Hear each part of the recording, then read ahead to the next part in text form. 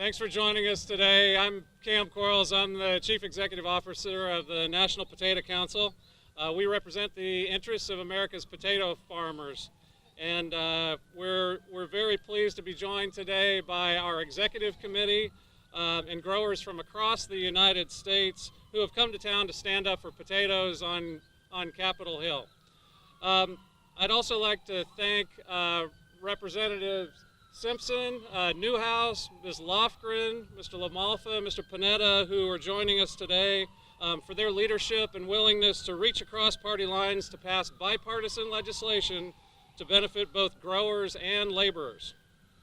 Finally, I want to recognize our ag industry partners, Mr. Chuck Connor, the President and CEO of the National Council of Farmer Cooperatives, and Mr. Jim Baer, the President and CEO of the U.S. Apple Association, for joining us as we urge the Senate to pass legislation that will provide workforce stability for our nation's farmers.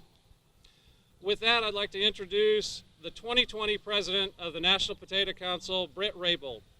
Britt is the Chief Financial Officer of Raybould Brothers Farms in Rexburg, Idaho, and the third generation of Rayboulds to hold the office of NPC's President. Please join me in welcoming Britt to the podium.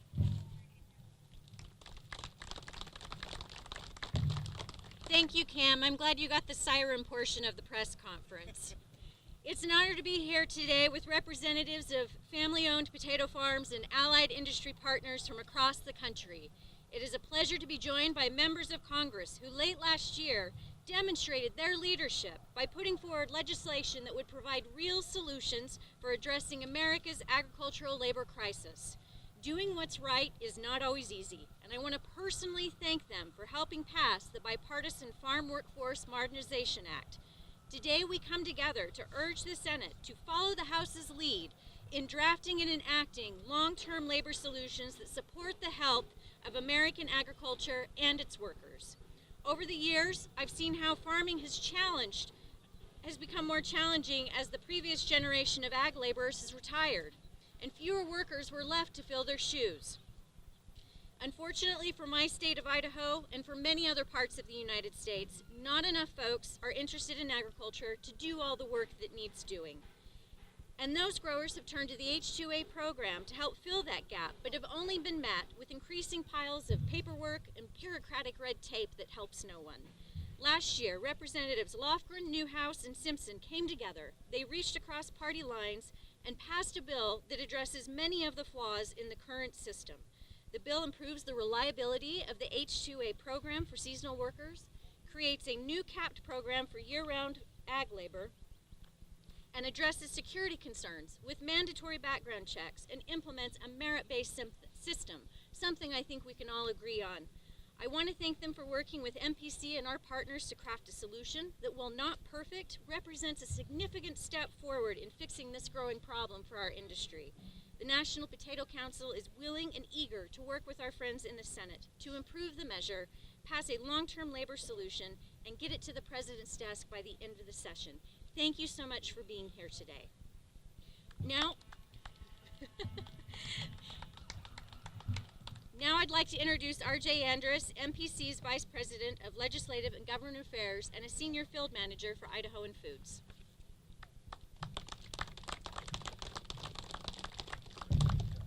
Thank you, Britt. Good afternoon, everyone. I too would like to thank everyone for joining us today, especially Congressman Simpson from my home state of Idaho. Congressman Simpson and other bill sponsors, particularly those on the right side of the aisle, did something brave last year. They created and passed a bill that recognizes the thousands of improperly documented laborers working in agriculture and provides them and their employers with some stability. Ensuring that guest worker reform is a key piece of agriculture labor reform is critical. As we have seen with the H-2A program, the current system can't provide the workforce our farms need. As a result, we've seen a large pool of improperly documented workers living in our country under the strain of constant legal uncertainty and physical instability. The agriculture operations that rely on them are similarly vulnerable to federal immigration raids that can destroy a year's worth of production if they occur at a critical time. Farm Workforce Modernization Act would eliminate many of those fears. It would enhance the efficiency of the H-2A program for seasonal workers while creating a new long-term solution for year-round agricultural labor, increasing necessary strong enforcement measures. As the crisis in agricultural labor continues to grow, we must all work together on a comprehensive solution. We're grateful for the Trump administration that has tried to provide farmers with some regulatory relief, but those efforts are limited by the structure of our inadequate immigration laws and H-2A program. The fundamental structure can be changed only by Congress, so a long-term solution requires their action. We are eager to roll up our sleeves and work with the Senate to create a bill that can be conferenced and delivered to the President by the end of the session. Thank you.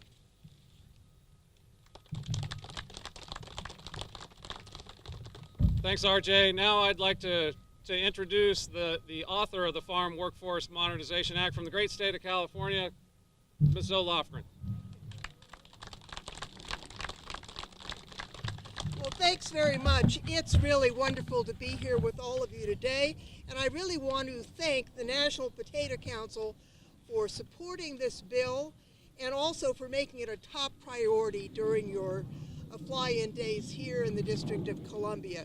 You know, I'm very proud of this bill that we wrote, and it wasn't a lone ranger type of effort. It involved tough discussions that went over 9 months, and it was bipartisan. We had Representatives Newhouse, Simpson, LaMalfa, Diaz-Ballard, and others on the Republican side. On our side, myself, Colin Peterson, Jimmy Panetta, Salud Carbajal, T.J. Cox, Josh Harder, Mr. Correa, Jim Costa, and many others. And we came up with a bill that's practical, that actually serves the interests of the United States by making sure that we have a workforce in the agricultural sector. You know, some bills in the past focused only on addressing the current workforce, others only on future needs. None of them were bipartisan. So this bill is very different. It's fully balanced. It reforms the H-2A program in a way that works for both employers and employees. And it provides the capacity of farm workers who are here in this country, who are serving the nation by doing the work that they do, a capacity to do so in a legal manner. We want a legal workforce in the United States of America, and this bill allows this to happen. Now, like any bill, I'm not going to say this bill is perfect, but it's pretty good. And it's good enough that it passed by a wide margin in the House of Representatives, and I would say a bipartisan vote in the House of Representatives. We are very hopeful that the Senate will take action on this bill. You know, you see all of the talking heads on TV and the battling Bickersons. The truth is that we are able here in the House of Representatives to work together to solve problems that America faces. And we can do it as a bipartisan group, respectfully, logically, and get a good result. So I want to thank the potato growers again for helping us. Let's move this through the Senate, get a signature from the President, and do something good for America. Thank you very much.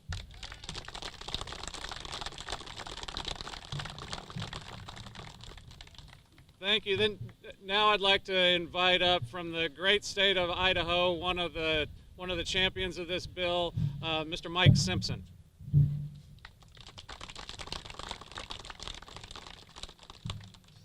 Thank you very much. Thanks to the National Potato Council, and thank you to the Agricultural Workforce Task Force for holding this press conference. I'm glad to be here. It's nice to have the Idaho Potato Council here because I'm from Idaho. You get that? Potatoes. They're important to Idaho. Special thanks to State Representative Brett Raybould from the National Potato Council President. I had the pleasure of serving with his dad in the Idaho legislature. We're here today to celebrate a great bipartisan vote in the House of Representatives. Passing the Farm Workforce Modernization Act was a great step forward towards solving labor crisis in rural America. Now it's time for the Senate to take up the bill. With new trade deals and markets opening for our agricultural commodities, we need the labor to get the crops out of the ground and to the markets. Just yesterday, we saw a new access for potatoes in China. This was great news. Now we need the labor to meet this new demand. That is why we respectfully ask the Senate to take up the ag labor reform legislation. Our farmers need the certainty of wage relief and a legal workforce. We need the world. We feed the world, and if we want to continue, we need to solve this issue. This has been an issue for the last 20 years since I've been in Congress. This is the furthest we've come with it, and it's a great bipartisan bill, and it shows what Congress can do if we work in a bipartisan manner and listen to one another. It took us 8, 9, 10 months to get this done, but it is a good bill, and I hope the Senate will take it up quickly because it needs to be done before we get into silly season. Thank you.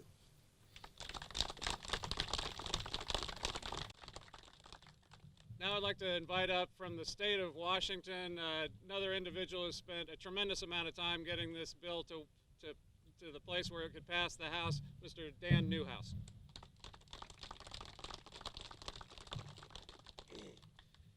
Good afternoon. Thank you to everybody for being here today, and I want to also thank the National Potato Council for putting this together so that we can make these important announcements.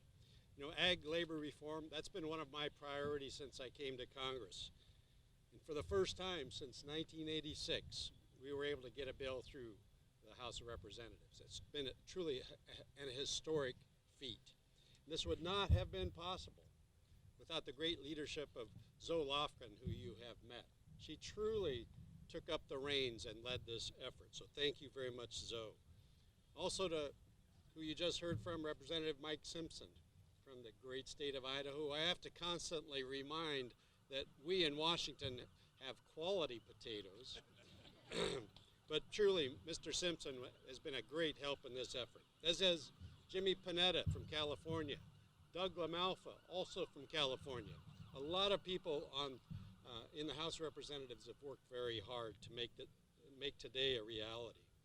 I also want to thank the National Potato Council, Britt, U.S. Apple, Jim, the National Council of Farmer Cooperatives, Chuck, along with, now get this, over 300 different separate agricultural organizations that have supported this legislation. So now the bill's in the Senate. It's time for the senators to make it better, perfect it, do what they need to do so that we can come together in a conference situation and get legislation to the president's desk to become law. Now, I'm a farmer myself. Many of you may know that. When I talk to my friends and neighbors, agricultural labor, the availability of a steady legal supply of labor is one of the most important issues that face the survivability of our farmers in this country today. There's truly a labor shortage. There truly is a skyrocketing cost of labor. These are the things that are putting farmers out of business. And that's what this legislation addresses here. We need to get this passed. We need to get it to the president's desk, make it law. Our agricultural industry has to have it done. So thank you very much for being here today, and thank you for your help in getting this bill across the finishing line. Thank you.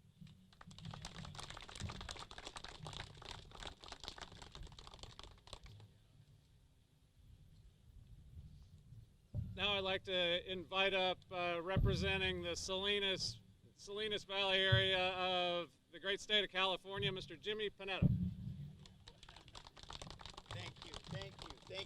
Thank you very much for being here. Thank you to the National Potato Council for holding this, and thank you to all the other agriculture industries, and you see on the other signs behind them that were a part of this tremendous effort to pass this bipartisan piece of legislation.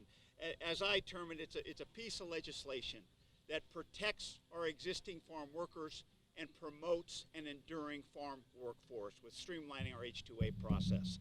Now, I hail from the Central Coast of California, which otherwise is known as the salad bowl of the world. Now, I admit we don't have many potatoes, but we got everything else. And that's one of the things that I love about working with the agricultural industry and working with members from agricultural states, is that we don't work to find our differences, we work to find our similarities. And this is one of our similarities when it comes to curing the ag workforce issue, the immigration issue, the labor issue. That is the #1 issue I know for my producers on the Central Coast of California.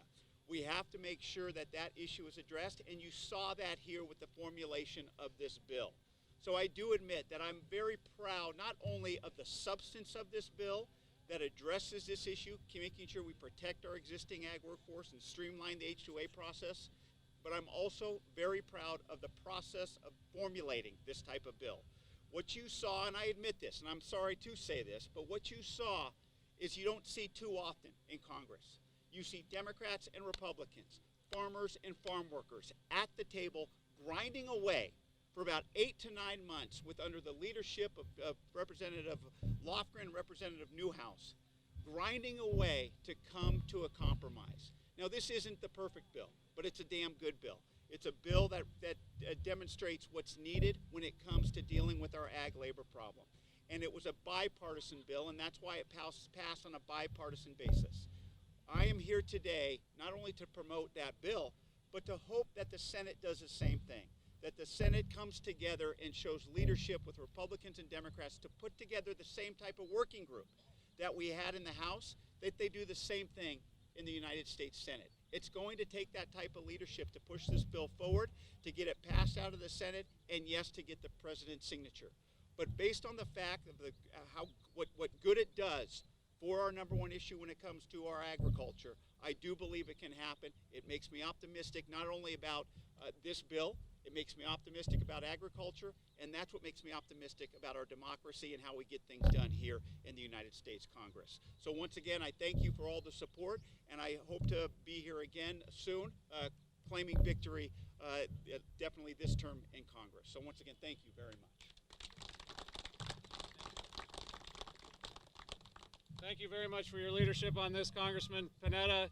A member of the House Agriculture Committee. Also would like to invite up now Mr. LaMalfa, also a member of the House Agriculture Committee.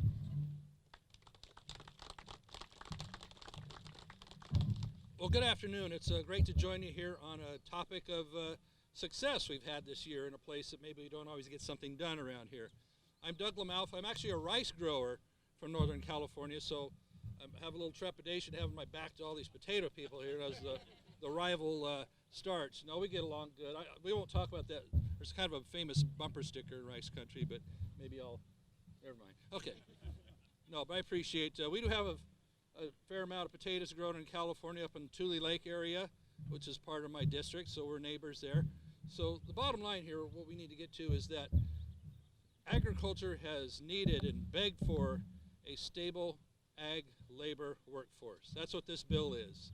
It's about ag labor. It's not about immigration. It's not about amnesty or any of this other stuff that will get hyped up about it. This is about taking a narrow section of an issue we have in agriculture and coming up with a solution that's long needed.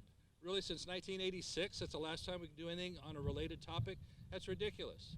So what you've seen here is a tremendous bipartisan effort. I know that's a word that is thrown around a lot and maybe not always executed. A bipartisan effort with people that sat in a room for months and months, and our staff for months and months, hammering out what we can agree on. You know, if someone wants to take too much, like, no, can't quite go there. We don't want to blow up the bill. We want to be successful on this. And we have been. We got a bill out of the House that addresses the workers we already have in this country and helps them get to a legal status. No, it doesn't give away the store for people that are looking at it from the right, saying, oh, it's automatic citizenship and voting rights and amnesty and all that. I hate that amnesty word. It's being misused. What it comes down to is that they have a chance to make right with the law. Certified ag workers can then become legal permanent residents and then go to the back of the line at that point if they want to apply for citizenship. But that isn't the thing. Most of these folks just want to do good, honest work. And by and large, these are good, decent people. They've been doing this work for decades in the U.S. anyway. So why don't we formalize it and bring the folks in that many of us already know on a lot of farms and a lot of agriculture. These are people that we know. Let's get them to a legal status. We'll vet them. We'll make them have the ability to have free travel instead of using this horrific coyote system going back and forth across our southern border. It's good for the workers, it's good for the farmers, it's good for stability. What we've really desperately needed is two big things in agriculture. Stable water supply, especially in my home state of California and up here in Oregon and pretty much everywhere else, and a stable ag labor workforce. This takes a giant leap for mankind towards doing that, something not done in many years. So let's get this done. Please call your senators on both sides of the aisle and tell them what this bill is, but also remind them what it is not, because this is one of the best things we've had going in a long time. I'm really proud of Zoe Lofgren and Dan Newhouse, Mike Simpson, Jimmy Panetta, a bipartisan effort. How often are you going to see something like this happen? We should not let this hit the ground because, oh, it's an election year, we can't get anything done in an election year, right?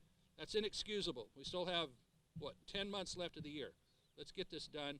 Please talk to your senators, and if it needs to come back to the House for a tweak, then we'll get it done there too. So thank you for your attention. Thank you, potato folks. I still love your product, although we can swap a little rice for some chips or something. So anyway, bless you. Thank you.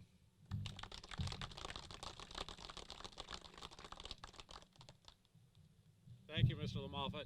Now I'd like to invite up the chairman of the Ag Workforce Coalition and a great friend of all of ours, the president and CEO of the National Council of Farmer Cooperatives, Chuck Connor. Cam, thank you. Folks, on behalf of the Agriculture Workforce Coalition, let me just note that our country's immigration system, we all know, needs work. Most Americans would agree with that. Certainly our farmers and ranchers would agree with that. For many in agriculture, the most significant challenge they face is lack of workers to tend and harvest crops and lack of workers to care for animals. At a time when America's family farms are being tested to their very core, producers desperately need certainty that they will have the workers necessary for them to stay in business.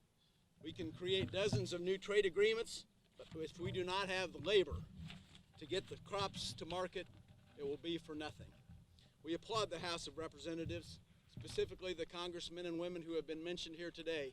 Their leadership was bold, and it was badly needed on this area in passing the Farm Workforce Modernization Act, which does, again, start us down that path of a solution and a path of greater farm prosperity at a time, again, when it's desperately needed.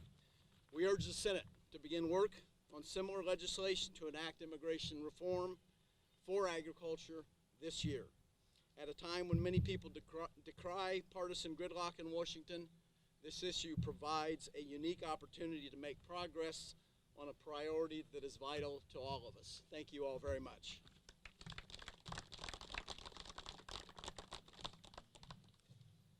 Now I'd like to invite up another great industry ally, Mr. Jim Baer, the president and CEO of the U.S. Apple Association. Thank you, Cam. It's great to be here on behalf of the 5,000 U.S. apple growers scattered across 42 states in this country. And I want to say thank you to our friends and colleagues at the National Potato Council for putting this event on. U.S. apple crop is about a $5 billion a year industry. We grow about 30 billion apples a year, and every single one of them must be picked by hand. I hear from family farmers every day who say they had to leave apples on the trees to rot because they couldn't get enough workers to pick them. As a former farm boy myself, I find that offensive, and I think it's offensive to most Americans. I'd like to congratulate and thank the members of Congress who got this bill passed. A lot of people said it couldn't be done, and they refused to listen to that. They saw an acute and critical need in agriculture for sufficient labor, and they got the job done. So I'd like to join with my colleagues in the potato industry and say we're calling on the United States Senate now to pick up the ball where it's been left and carry it across the finish line and get this job finished once and for all. Thanks very much.